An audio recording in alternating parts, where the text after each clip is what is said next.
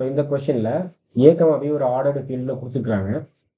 So அப்போ இது சரியா அப்படின்னு கேட்குறாங்க. ஸோ இது எப்போ சரியா இருக்கும் அப்படின்னா, நமக்கு ஏ கமா பி ஒன்று ரெண்டுமே கிரேட்டர் தன் ஜீரோவா இருக்கணும், இல்லை அல்லது ஏ கமா பி ரெண்டுமே லெஸ் தன் ஜீரோவா இருக்கணும். ஒன்று ரெண்டுமே பாசிட்டிவா இருக்கணும், இல்லை ரெண்டுமே நெகட்டிவா இருக்கணும். ஸோ ஒன்று பாசிட்டிவ் ஒரு நெகட்டிவா இருந்துச்சு, இந்த கண்டிஷன் சாட்டிஸ்ஃபை ஆகாது. அதே சமயம் ஏதோ ஒன்று ஜீரோ இருந்தாலும் இந்த கண்டிஷன் சாட்டிஸ்ஃபை ஆகாது. ஸோ உதாரணத்துக்கு ஏ ஈக்குவல் டு -2 எடுத்துக்கலாம், பி ஈக்குவல் டு +2 எடுத்துக்கலாம். ஆப்வியஸ்லி இதை விட இது பெருசு. அப்படி வந்துட்டு நம்ம கொஞ்சம் சின்னதாக எடுத்துக்கலாம், 1ன்னு எடுத்துக்கலாம். 1ன்னு எடுத்துக்கிட்டு, ஸோ இதோட இது பெருசுன்றது வந்து தெரியும்.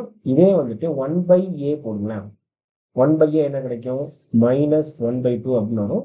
அதே மாதிரி 1/b அப்படின்னு போட்டோம் அப்படின்னா 1/1 அதே தான் வரும். ஸோ இப்போ ஸ்டில் இதை விட இது பெருசு தான். இந்த இன்இக்வாலிட்டி நமக்கு வருதா அப்படின்னா வரல. ஸோ அப்போ ரெண்டுமே பாசிட்டிவ் இல்லை ரெண்டுமே நெகட்டிவ் இருந்தால் மட்டுமே இந்த கண்டிஷன் வரும். ஸோ இது அடுத்த கண்டிஷன். ஸோ இதை பொறுத்த அளவுல நமக்கு ஏபி ரெண்டுமே பாசிட்டிவா இருந்தா மட்டும்தான் இது சாட்டிஸ்ஃபை ஆகும், இல்லைன்னா இது சாட்டிஸ்ஃபை ஆகிறதுக்கு வாய்ப்பு இல்லை.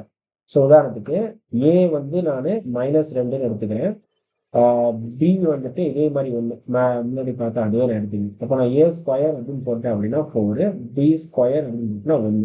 ஸோ இது பெருசாச்சு, இப்படி இருந்தது இப்படி மாறிடுச்சு. அப்போ இங்கே இது சாட்டிஸ்ஃபை ஆகணும். அதே மாதிரி நெகட்டிவ் நம்பர்ஸ், ரெண்டு நெகட்டிவ் நம்பர்ஸ் எடுத்தீங்கன்னு வச்சுக்கோங்களேன், ஏ ஈக்குவல் டு -3 எடுங்க, பி ஈக்குவல் டு -2 எடுங்க. இதை விட இது பெருசு.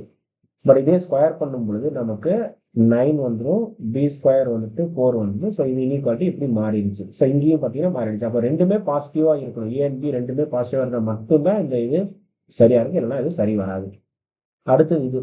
ஸோ இது நமக்கு தெரிஞ்சது தான். 0 to 1க்கு நடுவில் ஒரு வேல்யூ இருந்துச்சு அப்படின்னா, உதாரணத்துக்கு 0.1 அப்படின்னு எடுத்துக்கோங்களேன், ஸ்கொயர் பண்ணீங்கன்னா நமக்கு என்ன கிடைக்கும்? 0.01 அப்படின்னு கிடைக்கும். ஸோ அப்போ ஏ ஸ்கொயர் வந்து சின்னதாயிரும், ஏவை விட ஏ ஸ்கொயர் சின்னதாயிரும். ஸோ இது சரி. இது 0 to 1 இருந்துச்சு அப்படின்னா, 1க்கு மேலே போயிடுச்சு அப்படின்னா ஏ ஸ்கொயர் வந்துட்டு ஏவை விட பெருசாயிடும். இங்க 1க்கு மேலே போயிடுச்சு, இந்த கண்டிஷன் இல்லை அப்படின்னா இங்க. ஸோ இது நமக்கு தெரிஞ்ச விஷயம் தான். ஏ வந்து 1 விட சின்னதா இருந்துச்சுன்னா இந்த கண்டிஷன் மேபி சாட்டிஸ்ஃபை ஆகலாம். பட் ஏ வந்து 1க்கு மேல எடுத்தீங்க, உதாரணத்துக்கு ஏ 2 அப்படின்னு எடுத்தீங்க அப்படின்னாலே ஏ வந்துட்டு 2, ஏ வந்து ஒரு 4ன்னு எடுத்துக்கணும். ஏ 4ன்னு எடுத்துக்கிறேன். அப்போ ஏ ஸ்கொயர் என்ன வரும்? எனக்கு ஏ ஸ்கொயர் வந்துட்டு 16 வரும், 2a வந்துட்டு 8 அப்படின்னு வரும். ஸோ இப்போ இதுல எது பெருசு? ஏ ஸ்கொயர் தான் பெருசு. சரிங்களா? அப்போ இந்த கண்டிஷன் சாட்டிஸ்ஃபை ஆகாது. இதே ஏ வந்து 1 விட சின்னதா இருக்கு அப்படின்னா அப்போ இந்த கண்டிஷன் சாட்டிஸ்ஃபை ஆகும். இப்போ இப்போதைக்கு நமக்கு